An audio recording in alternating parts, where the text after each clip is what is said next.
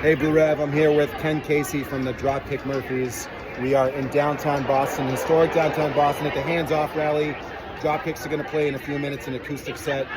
Some of you might have seen that Ken Casey has been speaking out against MAGA at his live shows here in Boston.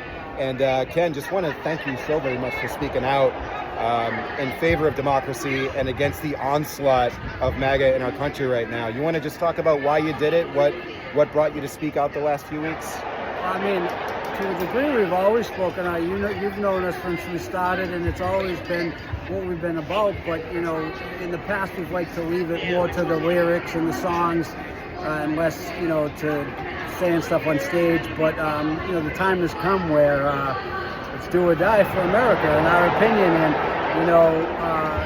the MAGA crowd is loud, and they like to bully and intimidate and think they can cancel. And I just try to inspire, the other bands too, to let's all speak up, man. And it's especially if you're like a punk rocker and, you wrote songs about Reagan, you wrote songs about Bush, where are you now? Exactly. Yeah. I feel like that was all, a dress rehearsal for where we are today. Exactly. So, I'm so inspired by the massive turnouts of crowds and the signs. It's just, gives me hope for our future, Exactly, and I just got to show this crowd here real quick. I mean, you said that they're loud and big crowds and everything, but we got our own big crowds here today.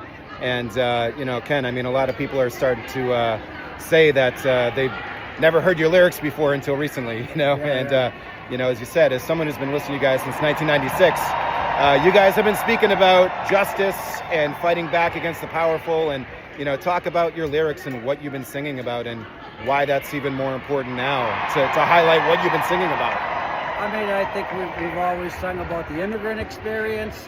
We've always sung about, the underdog experience, and we've always spoke up on behalf of workers' rights and social justice. And, like I said, to me, the silver spoon brat is in charge, and he wants to, have his way or throw a tantrum, and he's a bully. And I don't like bullies, and America needs to take the power back and take the power away from that negative voice that's really making us look like fools all around the world.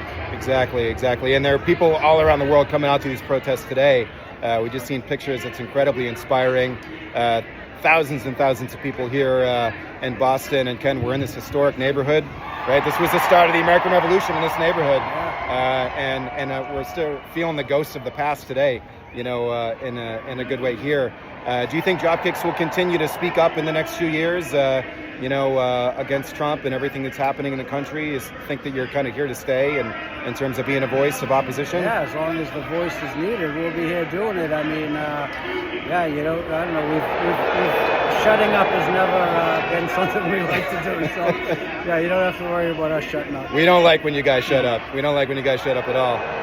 But yeah, there's so much. You mentioned immigration, and you talk a lot about how the Dropkick Murphys have always sung about labor rights and workers' rights and everything, but also just like immigration. One of my favorite Dropkick songs is "Boys on the Docks," and gives me chills. As a kind of Boston Irish kid, and just everything that's happening right now. We can have disagreements about some things, but the cruelty and the vitriol against immigrants, I think, is something that people are really reacting to today, right? Yeah, well, especially if we're all immigrants here, right? But especially if you come from a family where, just a generation or two ago, you were the immigrant, to then turn around and say, close the door behind us, it's just not something that, we've ever been taught that you can do. So, we're here to speak up on behalf of immigrants the way that, we were all welcomed here and our families were welcomed here to build a life. So, nothing's changed, so, but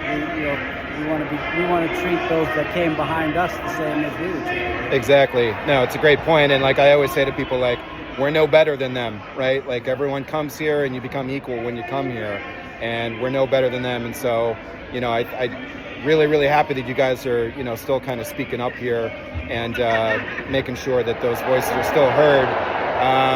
And Ken, we've just had such an amazing day here today. And part of it is because people like you are speaking out, honestly. And I just want to say thank you so much. I feel like we're in a different place than we were even from a few weeks ago. You know, it felt like people weren't going to speak up. It felt like all these law firms and universities and, you know, the media was kind of stepping down. But now people are stepping up, and like, it's really inspiring to see other people speak out. It makes you more comfortable to speak out. You know, like, you don't want to stick your neck out if other people aren't. And we needed courageous leaders to come start speaking. You know, you came out and started speaking. You know, Cory Booker with his filibuster the other day. Right? Like, what'd you think about that? Just him on the Senate floor. I mean, I had to take a piss earlier, and I was panicking. I mean, I don't know how he physically did it, let alone just hats off to that. And I think that's the kind of action that Americans are expecting out of their politicians right now. You know, chain yourself to the door of Congress if you have to. And you know, it was nice to see someone go to an extreme length like that. Yeah, exactly. 25 hours. I don't know if I could even stay awake that longer anymore. But, I mean, on tour, I guess in punk bands, we used to do that sometimes way back in the day, but not talking for 25 hours anyway. So, well, Ken, you've been a voice of courage, and you've normalized protests. You've helped to do that in the last few weeks, and that's really what this is all about right now. As he tries to silence us, we're going to step up and keep speaking. And you know, thanks to folks like you, we're stepping up and making your voice heard. We really, really appreciate you so much, Ken. Thanks for all you do. Yeah, cheers. All right. Thank you, sir. Appreciate it. Yeah.